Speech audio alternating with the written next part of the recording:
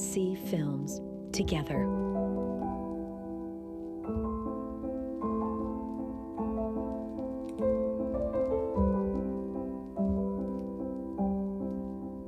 Some experiences are too big to fit in your living room. The Hamptons International Film Festival, October 3rd through the 13th. Tickets available now. Hi, I'm Greg Shemizi, and I'm here with VVH-TV, Hamptons Television, at the 33rd Annual Hamptons International Film Festival. And we're going to be interviewing quite a few independent filmmakers, and we want you to hang in there for the interview, so just stay tuned. Hi there, I'm Theodore Solin, and I'm the director of Dear Mother. I'm Daniel Sandberg, and I'm the producer of Dear Mother. And we're very happy to be here in Hamptons and screening our film. Well, I'm here with a great movie, Dear Mother. How many letters did I start out writing Dear Mother, you know? Please send some money. It's a great thing. But I'm here with the director, Theo, and the producer Daniel and Theo. Yes. Two great filmmakers here. And it is the North American premiere narrative. And it is here at the festival. So welcome to the festival. Thank you. Can you give me a little idea of the people at home, not without giving the whole plot away, but basically what this story's about? The story is about Julian, a young man who returns home to his mother that lives on the countryside. And when he arrives, he's met by this lodger, a tenant who rents his old boyhood room. And he didn't know about this man. And this man is not only the tenant, he's also the mother's lover. So, and he stays there during the weekend, and it becomes this absurd like power play between them to get the mother's attention and love. Yes. Where was it shot? It was shot in Ekerö. It's in the countryside outside of Stockholm. So it's like if it would be made here in New York, it would be shot somewhere out here in Long Island. Unbelievable. Yeah. Probably eligible for the Nobel Peace Prize. For sure.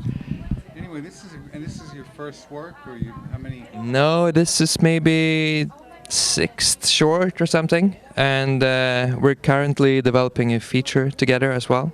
Now, did you guys go to film school together, or?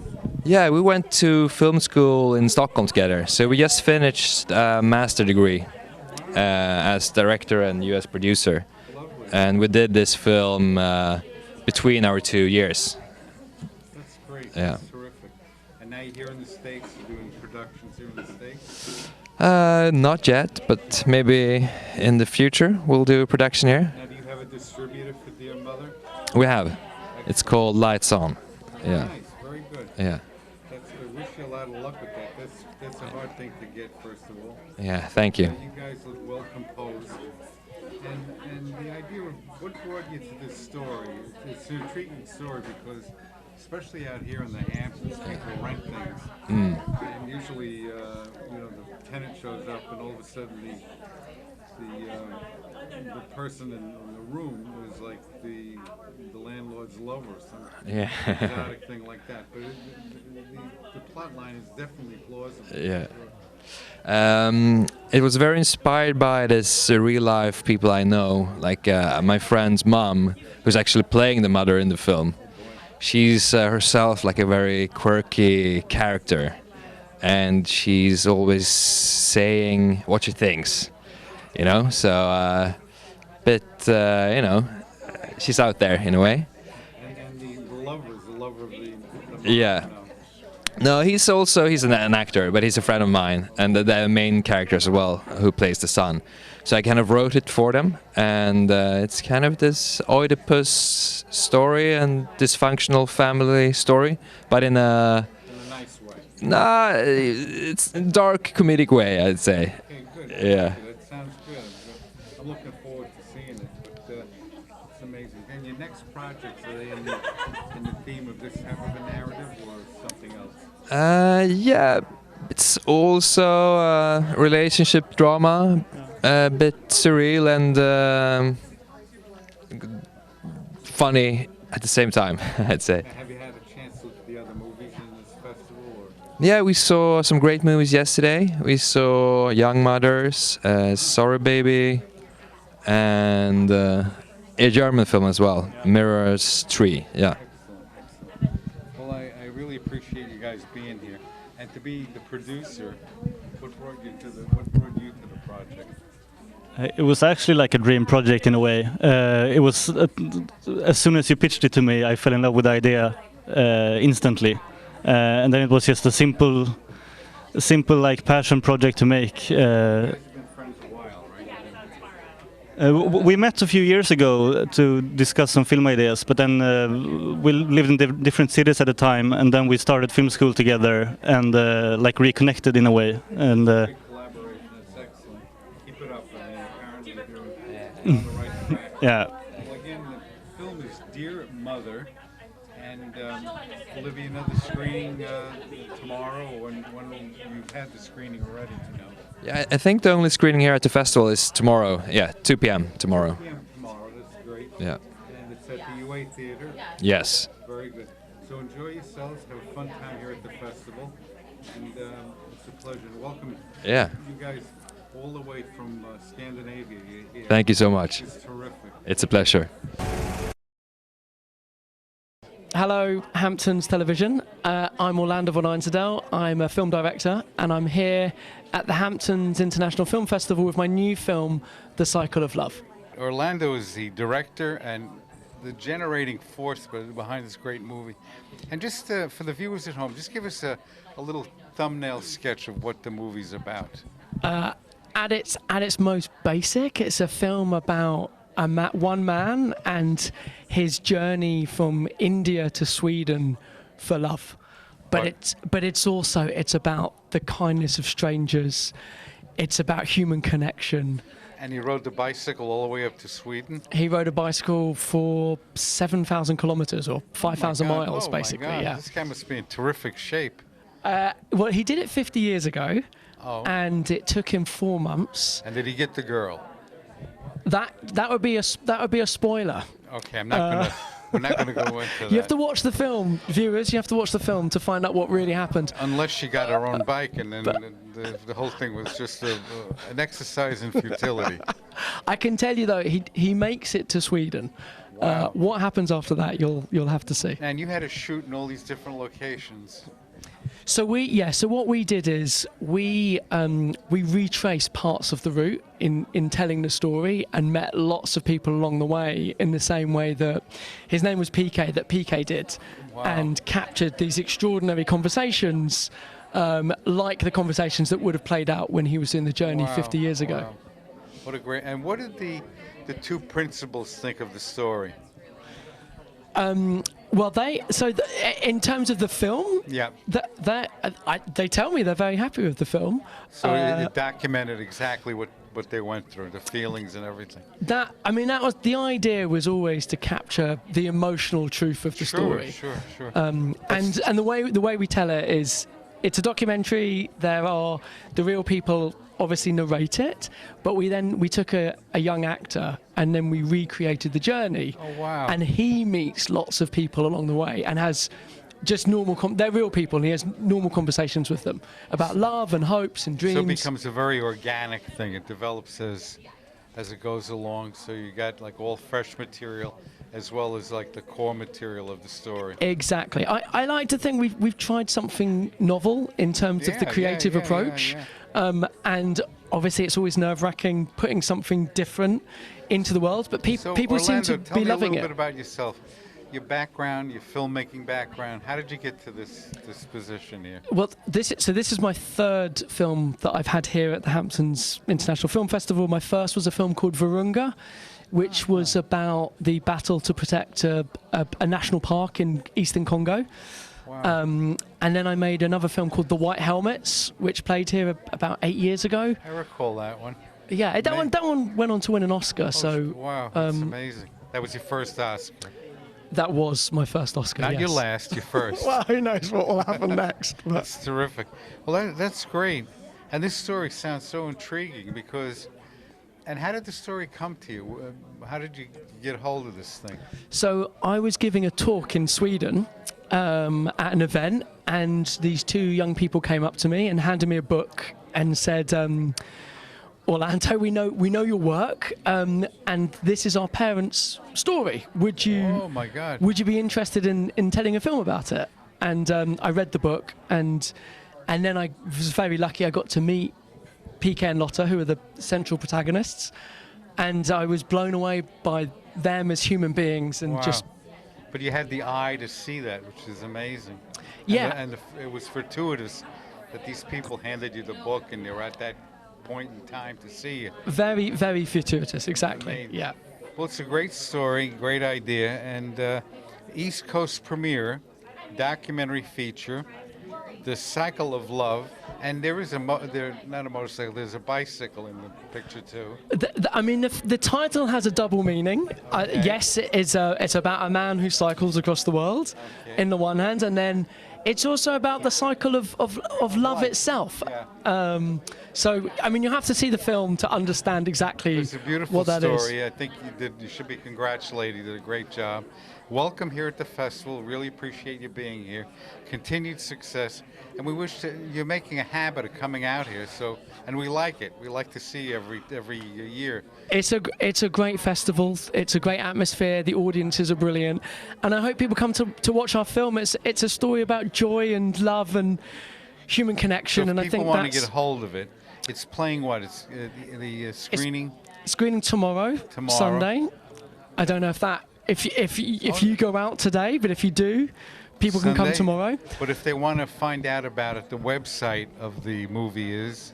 At the moment, there's just an Instagram handle, Okay. which is The Cycle of Love Film at Instagram or whatever. Very good. And you'll have to watch. We haven't announced yet where distribution is, so But you have a distributor. we're in conversations about it at the Excellent. moment. Well, why not? I mean, it's a great idea, great movie. Yeah. Well, thanks again, Orlando, for being here. Great filmmaker who's going to visit us year after year here at the festival, bringing his great concept, The Cycle of Love. Be on the lookout for it. It's a great movie. We highly recommend it. Take a look at it. Thank you, Hamptons TV, and it's been great to be here. Hi, I'm Jacqueline Christie. My film is Magic Hour, and I'm so delighted to be here at the Hamptons International Film Festival. We had so much fun with the first interview, and you had a lot of your crew with you. So we brought Jackie back for a second interview. You had your screening, right? Yes. So tell us about the screening. Yeah. The movie is Magic Hour. Yeah. Great movie, New York premiere. And so Jackie, how is it going so far, the festival? It's a dream being out here in the Hamptons Film Festival. The screenings, we had 2 in a row, Saturday and Sunday of last weekend, and they went so well. They were packed, sold out. The audiences laughed and cried. I couldn't have been happier. It's what I wanted. And the questions from the audience are outstanding, right? The questions were amazing. They were insightful. They were personal. It was really wonderful. It's amazing because whenever we've been doing this for 30 years, you say, oh, it's an audience, they're eating popcorn, they don't know what's going on. But it's amazing how insightful they are, and it keeps the filmmakers on their toes, which was what we like. Yes, And, yes. you did very well with the whole deal. And I'm so happy that you're having fun, and I know you're going to be back with your other projects. I hope so. So, don't lose the directions to get here. I love it out here. I'll tell you one thing, if you don't mind, in terms of the audience response that was surprising in a good way. When a whole bunch of people, strangers, came up to me at the end of the screening, at the end of the Q&A, Right. and they wanted to talk to me, and they didn't want to talk about the movie. They wanted to talk about themselves. And it made me so happy because the film is about reclaiming a long-lost dream. It's about finally having the courage to live your destiny, no matter how hard it is. And people were saying to me, I have a long-lost dream, and I've been putting it off for years, but I don't know if I can do it, and all this stuff. And I just thought, thank you for sharing that. Thank you for sharing that. It kind of That's exactly opened them what up. you were hoping for. That's Yes. great. It was what I was Great. hoping for. Unbelievable. Usually, my brother and myself, they throw things at us when we're at the Q&A, so and we have to duck, which is a horrible thing. Never Very good. bad experience, but psychologically it's damaging. But I'm Oh, glad you very had a much good time. I had a really good time. I was happy. That's great. And what's your next project? What are you working on next? Yeah, thanks for asking. So I have a script called Operatives Attract. It's a pun based on Opposites Attract, very loosely based on true events, kind of in the same way that Magic Hour was very loosely based on me going to NYU grad film school in my 40s. This one is based on true events. This part really happened. The FBI had a long-ranging, years-long sting operation, and they were trying to arrest like 65 international criminals. And they were like, if we arrest one, we're going to lose all the others. How do we get them all in the same place at the same time? And the FBI fronted a lavish wedding on a yacht off the coast of New Jersey. Oh, wow. And they got all the criminals to show up and arrested them. But in my story, it's two undercover agents that hate each other, but then they fall in love, but then they fall out of love. And it's about those two humans who are under a lot of pressure because they're lying about everything, but they deeply do kind of fall in love eventually. So that's what it's about. But they're genuine with each other.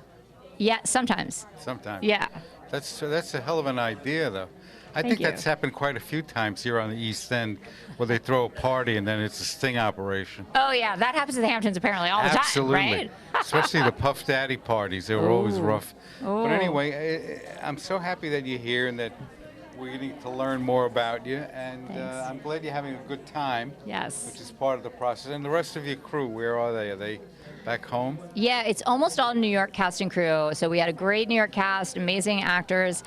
Some folks are in LA, but most people are here in New York. That's why this Hamptons International Film Festival was a huge place for us to have our New York premiere, because everybody's basically from here. So we had a lot of folks come out for it. We had our casting director, our designer, our producers, our co-producers, our editor, as well as the actors who you met. And other actors showed up too. It was great. Very good. Yeah. Now, your website or your... Yes. What is the website for the movie? Yeah. So our website is just magichour.us, so very simple. And we also have Instagram and Facebook. So if you want to know when the next screening is, we have a whole bunch of festivals coming up. If you want to find out any, awards, things like that, please join us. Jacqueline Christie. Yes, Jacqueline Christie. Yeah. It's amazing. And they can find you on social media as well. Absolutely. Very Please good. join us. Follow us. Well, thank you, Jacqueline. I appreciate it, and have a great time. Get home safe. Thank you. Be careful on the Long Island Expressway, wherever you're going to go. Watch out for the cops. I will. Thank you so thanks for much. being This has been here, really dear. fun. You're watching WVVH-TV's coverage of the Hamptons International Film Festival here on Hamptons TV. Stay tuned for more interviews with filmmakers. Hi, I'm Tasha Van Zant, the director and producer of A Life Illuminated. And I'm Sebastian Zeck, producer of A Life Illuminated. And we're so excited to be here at the Hamptons Film Festival for the New York premiere of A Life Illuminated. A Life Illuminated, what a great title. And we have two great people that represent the engine that drove this movie. It's a New York premiere documentary feature. And welcome Tasha and Sebastian. Tasha is, of course, the actress, director. Did you act in it? No, just documentary, so I'm not in it. Oh, no acting in the No documentary. acting. I should have known that. No? And you are the producer, right? Producer. Excellent. How did you guys meet? Well, so we are partners in life and in film, Nice. and so we have been working together for many, many years. We did our last few projects together. Our last film was called After Antarctica, and then this is our second feature together, and we've been working on it for the last probably 4 years or so. And they're still holding hands, ladies and gentlemen. It's amazing. You're still in love, which is amazing. See, film brought them together, and the main thing is not to let it separate you. But that's great. And was it fun doing the project? Oh, it's been amazing. So, this film follows a deep sea explorer on a journey into the deep in search of a never-before-seen phenomenon. And we were able to dive with Dr. Edie Witter in a submersible to 3,300 feet That was to the tell first story. time you did it, or you? That was the first time we've done that. We had never been in a submersible before, let alone to And the you're bottom not- of the ocean. You're not claustrophobic. Well, I actually am. But this project was really a lesson in conquering fears and following curiosity. Good drugs, right? It's amazing. How did you overcome that? Because that's, just the thought of it is mind-boggling.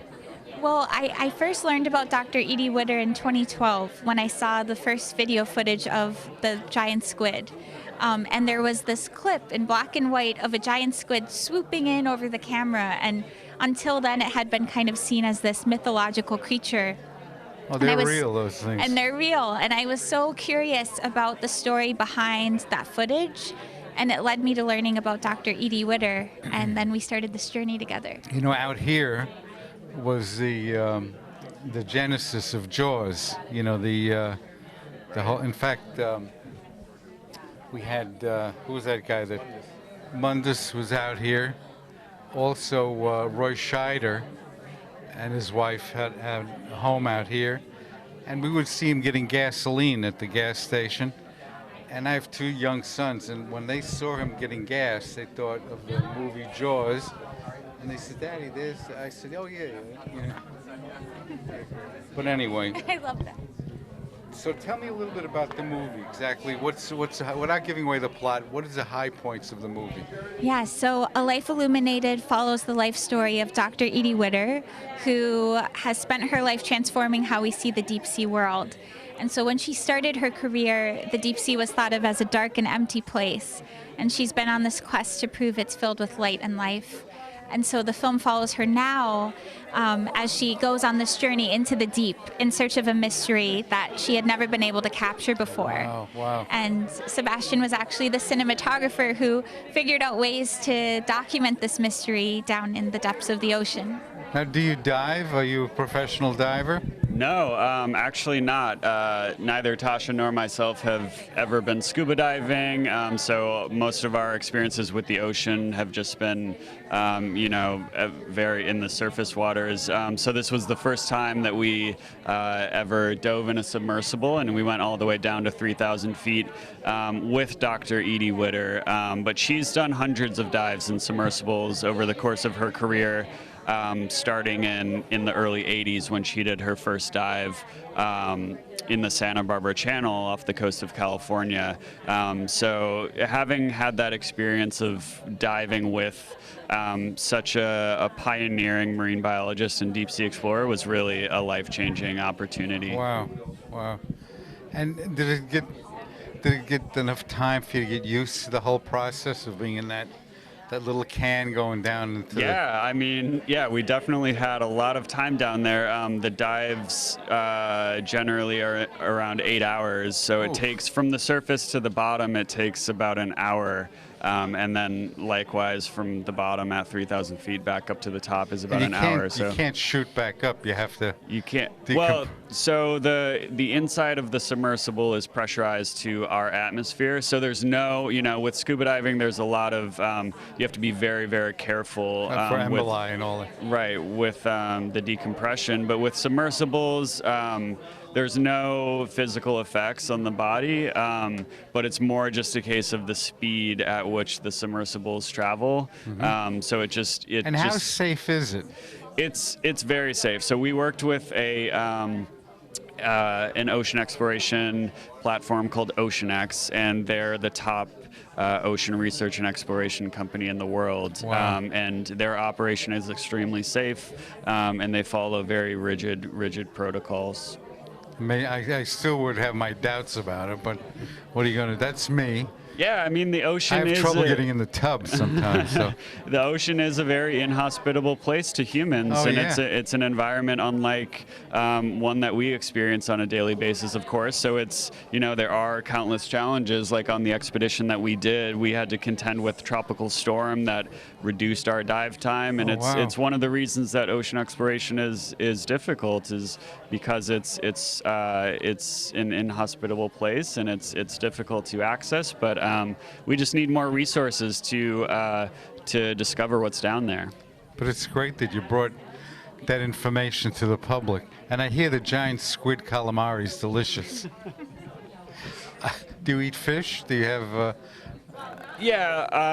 How about calamari? Do you eat calamari? Not so much. We tend to be, more particular about the kind of seafood that we eat and make sure that it's sourced sustainably. Well, there's plenty of varieties out here, from lobster to clam to oysters. Of course. And all sorts of stuff. So you have plenty. Yeah, I don't want you to insult the giant squid's nephew or somebody. Right. Oh my God, he ate my son. Right. But it's terrific. Well, I'm so glad you're here. Are you having fun at the festival? Yes, we're having so much fun. It's such an honor to be here and to finally share the film. This is one of our first festivals that we've been to with the film. We just recently premiered it, and so wow. And this is our New York premiere too. Oh wow, so yeah, I see we're really that. honored to be here and start sharing it with the community. Well, we're honored to have you, and I think that we're looking forward to many more films from your creative, collaborative effort. It's a great partnership you have, so keep it up. And welcome to the Hamptons. Just hold on to your wallets and have a good time. Thank you so much. Thank you so much. I'm Max Walker Silverman here at the Hamptons International Film Festival with the movie Rebuilding, coming out in theaters on November 14th. So I'm here with Max Walker Silverman, and the movie is Rebuilding. Great movie, great guy, from Colorado, and he's here in the Hamptons, all the way from Colorado. Welcome to the Hamptons. Thank you very much. And the movie Rebuilding, East Coast premiere, narrative feature. It's one of the spotlight films. We're excited about that. So tell me a little bit about yourself and about the movie, how you got into this. Well, I like the film. I'm from Southern Colorado, and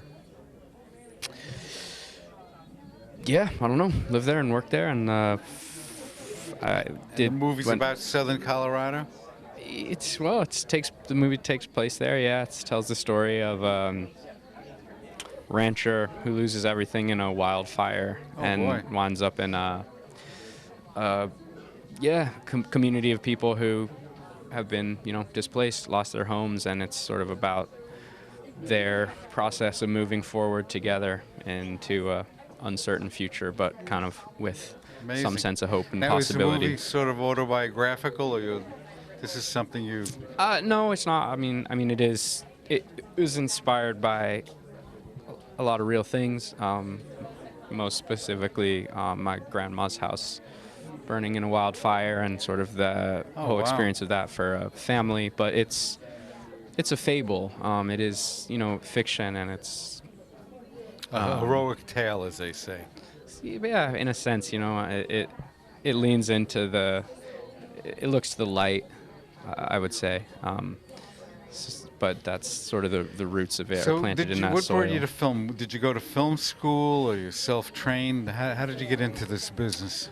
Well, I always liked writing and art and music and theater, and studied theater in college in California, and then went to graduate film school in New York. And it was just kind of the form that combined all the other bits of art that I liked, and you get to work with people, and I like that too. Well, you did a great job. The reaction to the film is excellent, very positive. You should be very pleased about that. And you're in a great category, the Starlight Films, which is the spotlight films, I should say. But the screening, you had the screening, or? Yeah, we screened yesterday and again this evening. Lovely. And the crowd's reaction was unbelievable? I think, some people liked it. People said some really questions kind from the things audience, and good questions, and yeah, that's solid. It's nice to share. No, it is. That's what you find out here, that the people sitting in the seats primarily are really avid film goers, and they react to the things you wouldn't think that they would react to, but there they are. They're eating popcorn, and they're coming up with these very deep questions and stuff, which is exciting. Yeah. And that's what makes it happen. I hope you enjoy the festival, and You did very well, and we hope that to see you again down the road with your future projects. And making film in Colorado, is it hard to do? No, I think it's very nice. There's lots of places to park. Parking is that's a very plus thing. If after doing student films in New York City, I think anywhere in the world is I know easy. we grew up in Brooklyn. Parking is like a main thing. Yeah, an uncle of mine left his everything. parking spot to a cousin of mine, so which is a big thing. Somebody got to watch. Watch. Yeah, but the parking spot was a big deal. That's a family scandal. It is. Yeah. It's a family jewel. Exactly. We'll hold on to that. Very good. So welcome again, and thank you for coming to the festival.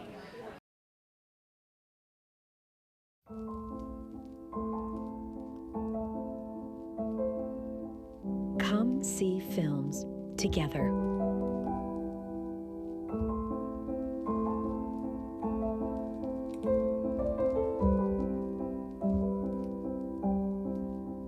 Some experiences are too big to fit in your living room. The Hamptons International Film Festival, October 3rd through the 13th. Tickets available now. Okay, so we're here to have a good time. You don't have to sing, but you can if you want. Well, come along, kids, and listen to my tale. I really can't thank you enough for everything you've been doing. I don't do anything, I just play music. Patient goes by Charlie, 17, been living in and out of hospitals for the majority of the last 4 years. She needs rehabilitative emotional care. There it is. Who are you? I'm Al, I'm the music therapist. Al, let's just not and say we did it. Okay, I promise I'm not gonna make you do anything you don't wanna do. Yeah, well, everyone makes me do things I don't want to do, so. Night in the city, big house on So what's your deal? What? has the timbre of summer. What's going on up there? Like old Nothing. You need anything from the store today? Oh, okay. Do you think it's okay if I record something? Like, not just on my phone? We wait on A choir teacher told me that our voices make sounds that exist forever. the night like a wild pack of dogs.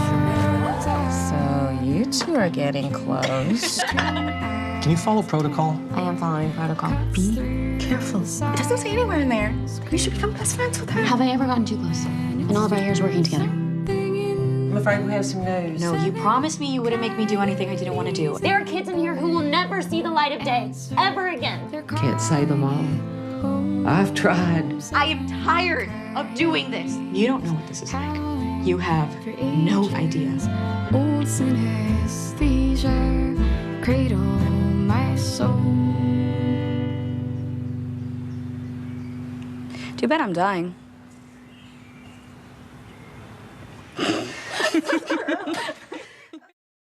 Hi, I'm Libby Ewing. I am the director of Charlie Bird. Hi, I'm Samantha Smart. I'm the screenwriter and the actor, and we both produced it. We're so thrilled to be here at the Hamptons Film Festival. We're having a great time, and Please support our film Charlie Bird, coming to a theater near you. Charlie Bird is a film, and I'm here with the two terrific filmmakers. I'm here with the Libby and Samantha. Libby's a screenwriter. Libby. I'm Libby, and I am the director. And I'm Samantha, the screenwriter. You see how accurate we and are. We on both the produced it. Yeah. you can write it down, and it's exactly right. So that's right. I'm glad that you're here. The movie Charlie Bird, and one would think it's about jazz, but it's not, right? Well, it is about music and the healing power of music, because it deals with music therapy and creative arts therapists in a pediatric hospital in Texas. So not exactly jazz, but you know. But music does cure people. It does. Oh, we believe they so. see it with Alzheimer's. They see it with. Yeah. Also, you have these patients that are really debilitated. Yeah. And all of a sudden they might that might have been ballerinas, and all of a sudden they play the thing, and then the women, they come to life. We'll remember the lyrics or remember the movements. Absolutely, yeah. Because music goes down to some level of the brain that they really. Yeah, there are quite a few studies that show the neurological, biological, and scientific effects of music therapy and other modalities, art therapy, visual art therapy, movement on the body. And of course, like any program in the arts, it's usually the first on the chopping block at hospitals. I mean, our healthcare system really needs work. But we're really proud to showcase this vocation in this film because what these people do for patients, end-of-life care, prenatal care, postnatal care, oncology care, rehabilitative care, autism, it can be life-changing. And we wanted to make a story that was small and independent and specific, but also... But how do the drug companies make money on this? That's the main thing. Isn't that the question of it all, right? They don't. They don't, and it's quite powerful. And what Samantha was able to capture with the screenplay is it focuses on the Al, a music therapist, and her healing journey. So essentially, it's a story of a healer that needs to heal as well. Wow. We thought that was a very sort of fresh perspective in. Unbelievable. That's terrific.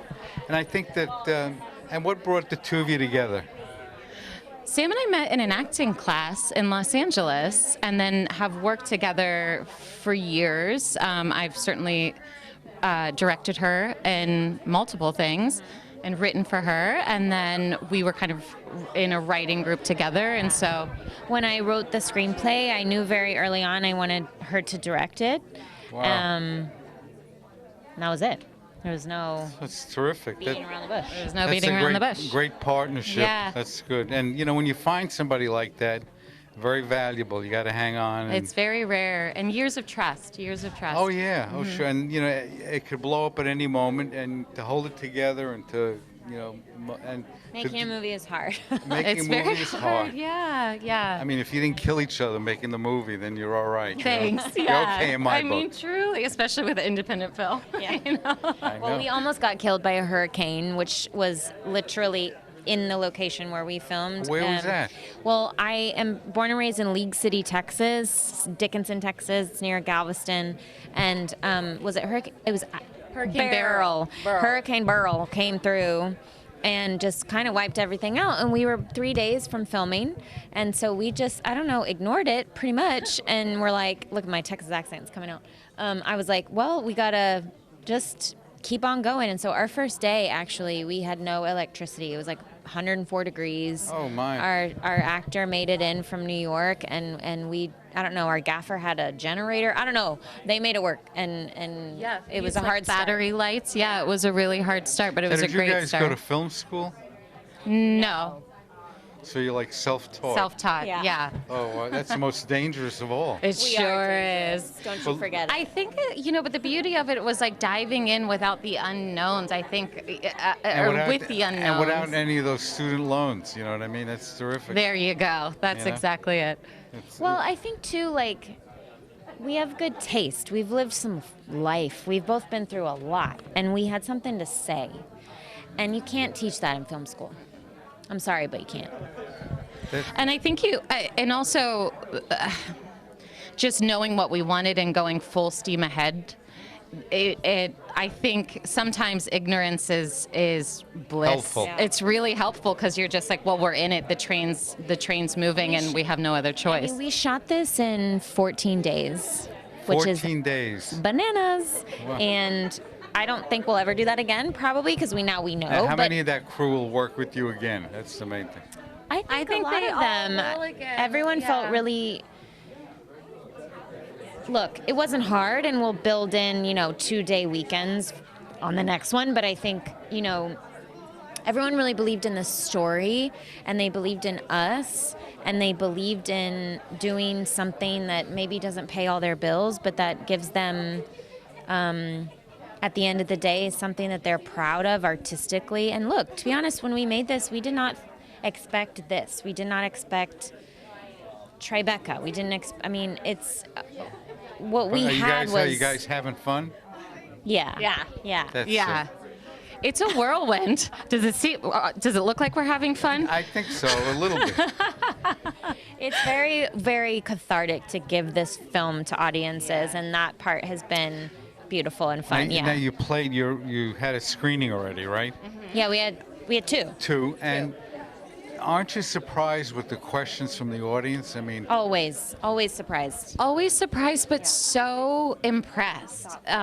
Really, really thoughtful questions. Right. And different each time. And so I feel like every Q&A I'm like taken aback and have to like really think about the question. We've like, been doing this for over 30 years, and we're impressed too with the crowds. Oh my God, there's my neighbor and he's making it sense. No, it's true. I think it's proof that audiences are really hungry for this type of work. Right. It feels like the sense that I'm getting, and maybe you too, is that it's like a breath of fresh air, and people are hanging around wanting to engage in these conversations. Absolutely. And that's like the best thing we could ask for. Yeah, I love it. I love engaging with people who come and support That's indie great. cinema. Well, we're glad you're having fun, and Thanks. thank you for being with us. We're so happy. Hamptons Television, I think it's a... Hamptons Television. Thank you, Hamptons Television. Thank you, Hamptons Television. And cut. Hi, we're the filmmakers behind Nuns Beach. My name's Kate Dirienzi, and I'm the writer, director, and editor of the film. And I'm Lizzie Blum. I'm the producer. We're super excited to be in the Hamptons, screening our movie tomorrow, which is Sunday at 4:30. And you can find our film on Instagram at Nuns Beach, no spaces. Follow us. Yeah. Thank you so much. I'm here with two wonderful filmmakers that did Nuns Beach. And I'm not going to get into any of the crude comments that I made about Nuns Beach. First of all, I know it's not in the Hamptons, Nuns Beach, right? No, wouldn't be out here. No, it's not. It's not. Tri-state, though. Yeah, Tri-state. Yeah. Tri-state. It's actually in New Jersey. Oh, New Jersey. South Yeah. Jersey. South Jersey. Oh, that's even better. We're close enough, yeah. That's good. So what brings you to do this wonderful movie? So the film is based off of some family folklore in my own family, some family gossip, I'll say, about my great aunt who was a nun all of her life and very committed to the church, but she... And what was her name? I'm not going to share her name. She'll go unnamed for this. Her name in the movie is Sister Flora. But she lived with another nun, I discovered, for 50 years in church-sponsored housing. And the film is based off of rumors about them as well as their love for each other as domestic partners for their whole life. How cool is that? Yeah. That's great. That's a great story. Well, being a product of Catholic education, I had the Dominican nuns. Oh, wow. Okay. Was she a Dominican? No, she was not. She was a Franciscan, actually. But she was a cool nun, according to my aunt and my mom. She was like really friendly and hung out with them, but was always in her habit. So the film is really inspired by their memories of not only her, but her bringing her friend who was a nun to these family gatherings, and them being suspicious about what the true nature of their relationship was. It's amazing because the nuns played volleyball, baseball in their habits. Yeah, gotta they can get do hot in anything. there, And yeah. these nuns go on the beach in their habits, which doesn't seem to make sense, but their convent is right there, so. Oh yeah, we have up here in the East End. There used to be on the way in. There was a big what was it? Villa Maria. Yeah. That's what Nuns Beach in Yeah. Jersey was. Too, Yeah, right? And we shot there many times when it was still active. Mm-hmm. And it was amazing because they had the kitchen had little call bells. Wow. Not the electronic that they were strung with a wire, and they would ring.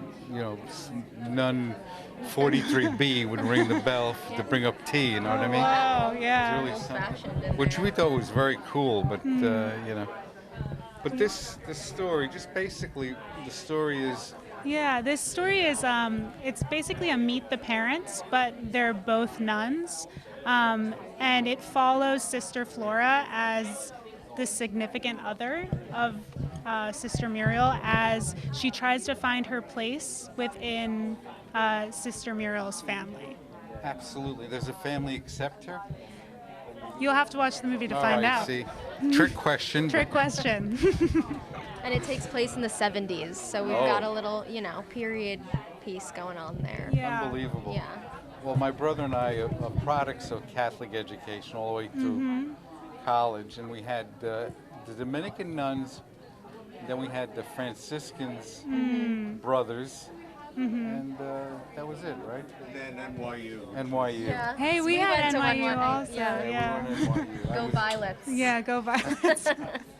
NYU Pride. Yeah. Yeah, that's how we met. Yeah. That's Yeah. terrific. And were you film school? We actually studied theater originally, and now I'm getting my graduate degree at Columbia in film. Oh, neat. Yeah. Very good.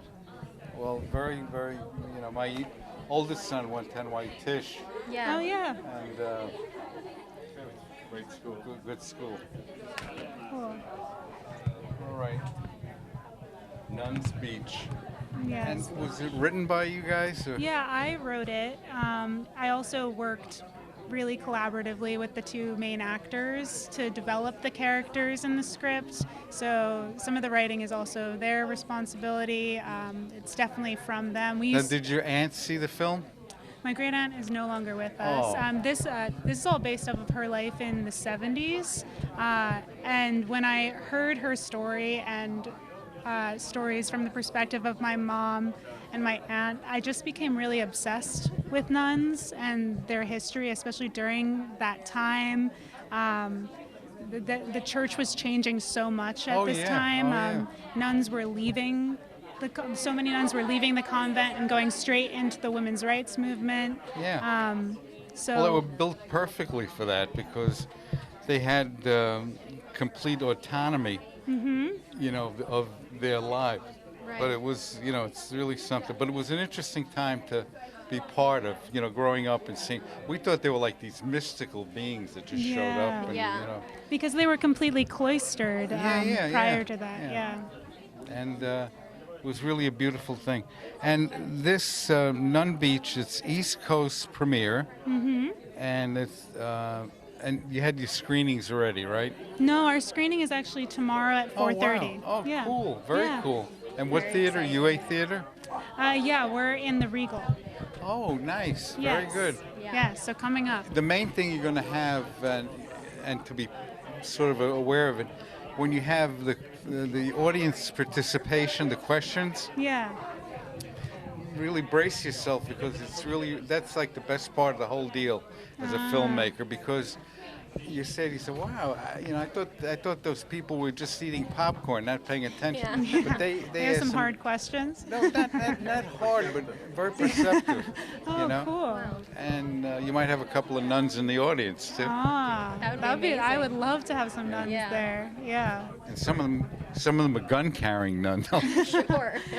Oh my Yeah, gosh. some nuns can really pack a Well, punch. I'm very proud that you're here. Thanks for being here. Of course. Thank you guys so much. And Nice meeting have a you. lot of fun. Yeah, you guys too. Don't get into any trouble. Have your homework in on time on Monday. Okay. I'll try. All right. Okay. Thank you guys. Thank you. Hi, I'm Sasha Seinfeld, the writer-director of The Final Cut, and I'm here with Lily Hamilton and Carrie Mack, my brilliant co-producers, and we are beyond thrilled to be at the Hamptons International Film Festival. It is our East Coast premiere. I have spent my whole life coming here, and it means so much to be here. I'm so excited. Thanks for having us. We're lucky to have 3 of the filmmakers of this wonderful movie called The Final Cut. And it is East Coast premiere, narrative short, USA, 8 wonderful minutes, spellbinding minutes. You're going to have to buy 2 bags of popcorn for that whole thing. It's terrific. So welcome, ladies, and I'm going to have you introduce yourselves, and then we'll get to it. I'm Lily Hamilton. I'm one of the co-producers of The Final Cut. I'm Sasha Seinfeld, and I'm the writer-director of The Final Cut. And I'm Carrie Mack, and I'm the producer of the final cut. That's lovely. You got them all here. We're not missing anybody. Basically, if you were to give like a Martian lands, and you're going to say, well, this is what the movie's about, what would you say? What would be like the thumbnail Yeah. synopsis? Basically, it's about a guy who dies, and then his life flashes before his eyes, but he's not happy with the cut. And instead of the meaningful, kind of expected moments, it's a sloppy sizzle reel. And so he gets to heaven and gets a meeting with God. And God is actually more of a, you know, an LA Bel Air director who's trying to make it in the business like anyone else. Right. And he puts these shorts together. And so... Something like my brother and I would do. Or maybe me, yeah. And yeah, he gets a meeting with God and tries to get God to change it. Wow, and that's a rough thing to do. If you ever speak to him, it's very difficult. Yeah, he's very difficult. He's a big ego. Very big ego, and, Yeah. you know. And also easily distracted. And you know, you always say to the guy, "What do you think you're God? What's wrong with you?" But this movie is really, it's not only funny, but it's insightful because you know you think in life, you say, well, you know, I've lived a good life. I think you know my life is meritorious. I've done things. And then when, you know, you hear, I mean, if people say, oh, if he had the opportunity of hearing his own eulogy, he'd be horrified because people say, holy crap, that's terrible. I mean, I did more than that, you know. Yeah. But really the point is, it's kind of about like the minutia of life. It's about the odd, unexpected moments, not really a list of accomplishments at the end of the day. But that's truly what life is, those little things that make up what life is. That's what I think. And basically your training, did you go to film school? How did you approach film? You came from the academic side and you were working in the industry. How did you get into the business? Well, I went to college at Duke, and I was an English major, and I took this class called Writing the Short Film, and I had this great professor who took an interest in me, and he basically, at the end of the semester, he and I met, and he said, you know, I wasn't sure if I was favoring you for the wrong reasons, and so I took your name off of your scripts, and I showed them to another professor. Oh, wow. And he told me that he did that, and that was so meaningful, and that gave me the confidence I needed to, like, really give this a real shot. Wow. So I graduated, and I was like, you know, I have all these shorts that I wrote in his class, but I never have made anything. I was like, maybe I should have done that while I was in school, but now I graduated, I still have a chance, and I took a leap. That's a very good idea. That's something. But all it takes is one professor to ignite that creative flame, you know what I mean? Yeah. And that's why, you know, sometimes you send the kids to school and you say, oh, you know, how was school today? Oh, fine, everything's good. Yeah. And it was like a big zero. Right, and his name is Gary Hawkins, let me just say. All right, so shout out to Gary Hawkins. All right, shout out to Gary Hawkins. Thank you, Gary, for this moment. We really appreciate it. I wish you were here. We could interview you. We miss you so much. We're crying right now. Yeah. Yeah, take a mic. Okay. Okay. So tell me about what's going on. What brought you to produce this What thing? the hell is happening right What's now? happening now? We're having an interview right now. Okay. No. We're on planet Earth, We're right? on planet Earth. No. Sasha came to me. We met after she graduated from college, and I had been producing for some years. And I really liked the script, and I was really excited to work with a new director because, you know, they don't have bad habits yet, and they're excited to learn. And I was excited to learn with her because I hadn't, at the time, done a short that was this ambitious. Now, your training was in film school, or you in the industry? I went to journalism school, but then I worked in post-production for a long time and then got into producing, and so I had done a little bit. You were down to the trenches. I was in the trenches. That's good. Yeah. And your other colleague here? Hello. Hello. I did go to film school, actually. I went to Elon University, and I studied film there. I did a semester in Los Angeles. I was living in LA for a little bit after graduation. I worked just as a commercial producer for a while and got connected to Sasha via Carrie. We worked together, and so we all kind of linked up for this one, and it's been a great partnership, the three of us. Sasha is a genius. Oh, we know that. That's terrific. You're all geniuses, I think. It's really Lucky to have them. no, it's a great partnership, and I think you guys should, stick together and come hella high water and just keep doing it. Yeah, and you should stick with us. I should, but I don't have no sense whatsoever, so I don't know if it's really something. But this project, does it sort of speak to future projects that you're going to work on together, or? I think it's definitely the start of a long creative partnership between the three of us. I don't know exactly what the life of this will be. It depends on the appetite. If there's a response that warrants it. You never know. You never know. It's about the idea. And then it could morph into something completely yeah. different. Yeah, I mean, maybe God wants to make a feature. Who knows? Who knows? You got to talk to him about it. I'll ask him. It's really something. We'll talk to Henry Winkler. Yeah. And the idea of doing a project like this, just from the paper to actually execution, people at home really don't understand. It's a difficult thing. I mean, it doesn't just happen. Well, even the three you get along fine, but there are times where you want to pull each other's hair out. You know what I mean? We're not going to do that today, but no. Although at one time we did put on the station ECW Wrestling, which was very highly rated. So we're not going to turn it into that. We would do that in a minute if it brought ratings in, because we're just that type of guys. This interview will definitely up your ratings. Oh, absolutely, absolutely. I smell this ratings. Could change everything. Yeah, this will change everything. It will. It will change everything. Yeah. I can feel it. I can feel it. We're going to be out of the basement soon, But anyway, the final cut. I mentioned to you that was the name of an editing process that was very popular before. The Apple and the other, in-the-box editing units that are exceptional, where you needed like 60 people to do your movie. You only have one.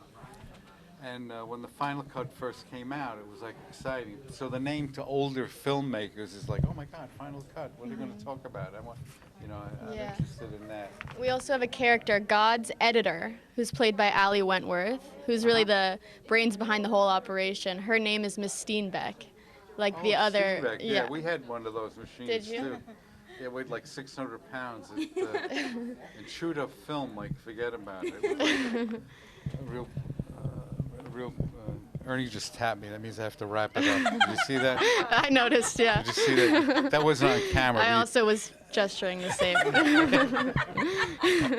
So you agree. You agree with Ernie, and all three you do. Yeah. So we're going to wrap this up, but I want you to take a look at this movie, The Final Cut. It's going to be available all around, and the screening is tomorrow, right? Tomorrow, 2 p.m. 2 p.m. at the UA Theater? That's right. Wow. Bring popcorn or buy popcorn there, because I think the popcorn's really cheap. It's about $20 a bag, which here in the Hamptons is terrific. Yeah. That's nothing. I laugh at $20 a bag. Yeah, there's caviar on top. Nothing. It's very normal. It's, and if you want a Coca-Cola, it's another, $60. But we're not going to make fun of the movie theater, because we love them. We love independent theaters. Yes. Tell them. We love independent theaters. Well, I want you to have fun, enjoy the audience participation, which is exciting, and the feedback that you get. And if people at home, if you want to get in touch with you guys, your website or what would be the best way to get in touch with you if they want to get in touch with you? We don't have a website, but you can follow us on Instagram. Oh, neat. That's yeah. good. Just look up The Final Cut. You'll find us somewhere. We're easy to find. Yeah. Very good. All right, track them down. Yeah. I think the local precinct has their name in it. So take a look. Well, again, thank you, ladies, for being here. Thank you, really Ernie. appreciate it. Thank you. Thank you for watching WVVH's coverage of the 33rd Annual Hamptons International Film Festival. For more information about the festival, please contact them on their website. For WVVH-TV, Hamptons Television, I'm Greg Shimizi. Thanks for watching.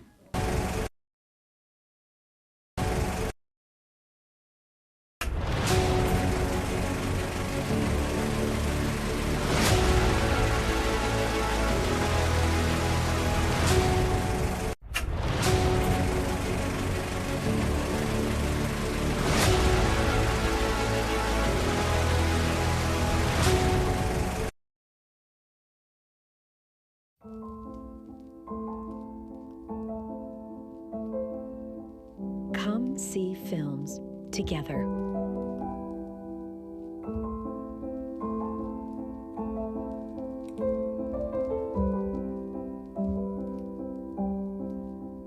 Some experiences are too big to fit in your living room. The Hamptons International Film Festival, October 3rd through the 13th. Tickets available now.